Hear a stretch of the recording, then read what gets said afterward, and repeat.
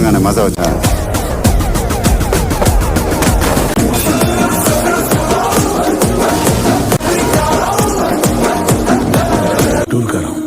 ఎర్రగా ఘాటుగా కనిపిస్తుంది.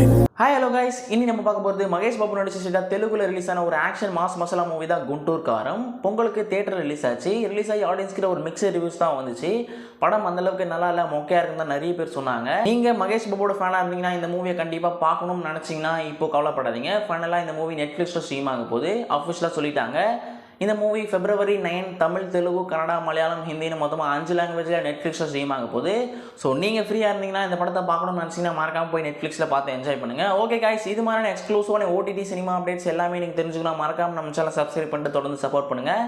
நம்ம நெக்ஸ்ட் இன்னும் ஒரு இன்ட்ரெஸ்டிங்கான டாப்பிக்கோட பார்க்கலாம். Thank you guys.